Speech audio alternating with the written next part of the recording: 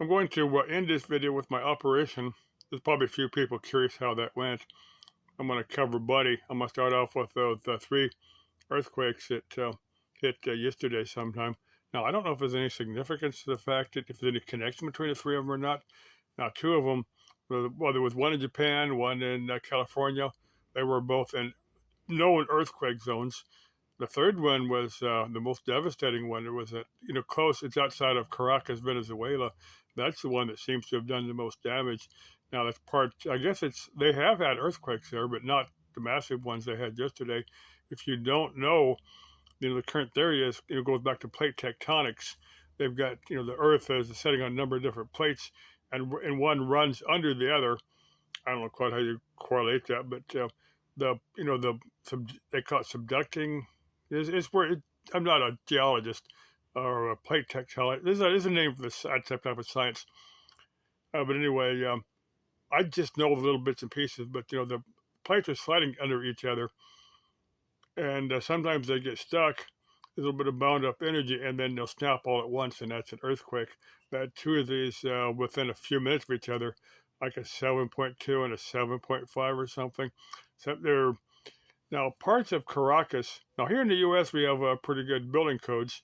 Well, I'll get to my city of Phoenix here in a second. Well, that's where I was born. I live just west of Phoenix. But anyway, a lot of the major cities don't have or they don't enforce strict building codes. There's parts of the city they won't enforce strict building codes. So when they put up one of these high-rise buildings, it's not built to the best standards, even though there has been a little bit of a history of earthquakes in that area. They don't always enforce building codes because the last earthquake hasn't been for a long time. Unlike San Francisco, which is known for earthquakes, or parts of Japan which are known for earthquakes. When they build there, they're very very they enforce building codes so that if a building does start to shake, it'll withstand it. Now, this part of Venezuela, they had a couple of skyscrapers that the last I heard an hour or so ago was 160 some people have been killed and like 1,000 people had been injured. Now, of course, anytime major world event happens, the world kind of scrambles together. These various help organizations get together, like the Red Cross.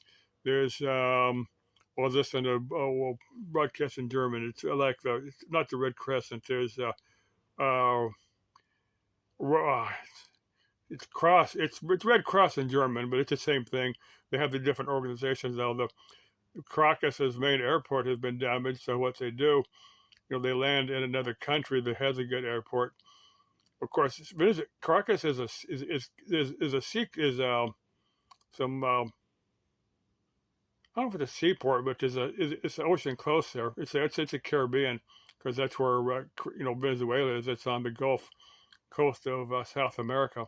Anyway, they can land ships there because they'll try to fly and help as quick as they can and help these people. And I certainly offer my thoughts and prayers to the survivors of these earthquake victims in Venezuela, because it's going to take them a while to kind of get their act back together, get the help in there, get the search and rescue teams in there to find the people that, God, I'd hate to think I'd be in one of these buildings. Still be alive, still be in pretty good shape, but just be kind of trapped by the building, because that's got to be pretty awful. And you do periodically hear people that they dig out after 3 or 4 days that survive, that are still alive today that survived the quake. Anyway, the ones that hit, it was somewhere in California, in the Gulf Coast, around the bay, the San Francisco Bay, somewhere around that in that area. They hit over there. Besides, they haven't said there's any major damage there. Like I said, there's that area anticipates earthquakes and is kind of built for it. The same thing with Japan, unless they get one of those really really big ones. The one that in 2011, there was 3 separate events. It was the earthquake itself. There was a tsunami.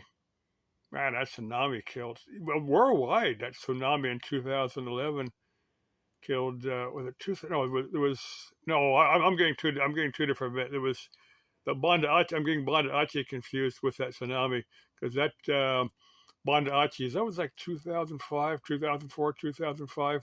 that tsunami killed, because the world really wasn't prepared for that. It was like 250,000 people that had actually drowned. There was some trains in India that when the tsunami hit there, the waves of water come up and swamp the train and kill a bunch of people. So, but they're not expecting any tsunamis from these. It's just something you think might happen, but didn't in this case. But yeah, like I said, my thoughts and prayers go to the people of Venezuela that have endured this. Okay, next thing I'm going to cover is for Bunny. Now, in the last video, she talked about some cop. Now, Bunny, what you could do, when you see that big bad police officer, well, first off, remember, in your videos, you may refer to, no, I'm paraphrasing here, the big bad police officer. But, if you talk to people, you say, officer, I'm behaving myself. I'm being a good girl. What's your reasoning for visiting my site? What's your, and, you can talk to people, kind of see what, where they're coming from, see why they're, I don't get it. So just talking to people, sometimes, especially talking nice to people, sometimes will officers say, well, look, I was going to cite you for this and for that, but obviously you're not a bad person. Look, if you would work with me a little bit, we can resolve this. You can stay here, but you got to do this or that. I don't, you can kind of talk to people. That's what I try to do. I think that's what most of us fellow humans do. We try to talk to people and see what the situation is before we jump to conclusions. But I get it, being it's clickbait, fear-mongering type stuff. The poor little me gets a lot of views on YouTube, so I get it. And again, if Bunny wants to come, hey Bunny, if you want to give me a piece of mind, fine. If you want to do a hike with me, we'll do that waterfall hike at the White Tank. So we'll go down to South Mountain. You said you were headed to Phoenix, so if you want to, hey, we'll get out about 5 in the morning to do one of those hikes somewhere. If you want to give me a piece of your mind, I'm a big boy. I've dealt it out. I can take it. I'll sit there and listen to you. Of course, after I listen to you, I might say, well, look, Bunny, I understand where you're coming from, but this is the way I see it. Next thing I'm going to cover is my operation. Now, like I said, this is a